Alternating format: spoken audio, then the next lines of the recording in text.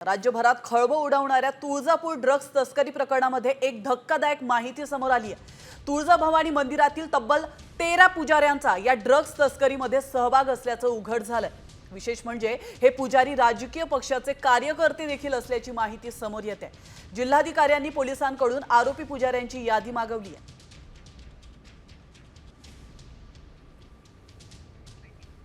तर या क्षणाची अतिशय महत्त्वाची आणि धक्कादायक अपडेट आपण पाहतोय।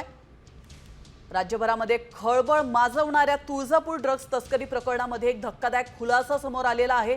तुळजाभवानी मंदिरातील तब्बल 13 पुजारी या संपूर्ण प्रकरणामध्ये आरोपी असल्याचं समोर येत आहे आणि विशेष म्हणजे हे पुजारी राजकीय पक्षाचे कार्यकर्ते देखील असल्याची माहिती समोर येते। त्यामुळे मोठी राजकीय पार्श्वभूमी असल्यामुळे आता राजकीय साटलोट या प्रकरणामध्ये समोर येते का हे देखील पाहणं तितकंच महत्त्वाचं असणार आहे। आणि या संदर्भात जिल्हाधिकाऱ्यांनी देखील पोलिसांकडून आरोपी पुजाऱ्यांची यादी मागवलेली आहे। हे पुजारी नेमके कोण आहेत त्यांची नावं देखील आता समोर येणार आहेत। पोलीस अधीक्षक संजय जाधव यांच्याशी बातचीत केली आहे आमचे धाराशिवचे प्रतिनिधी बालाजी सुरवसे यांनी।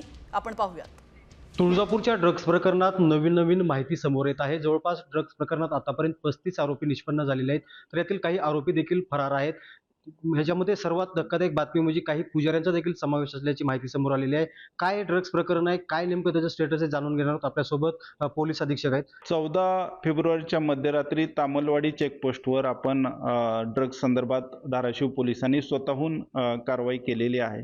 त्याच्यामध्ये त्याच वेळी आपण 3 आरोपींना गाडीसह आणि जवळपास 49 ग्रॅम ड्रग्जसह त्या ठिकाणी अटक केली होती।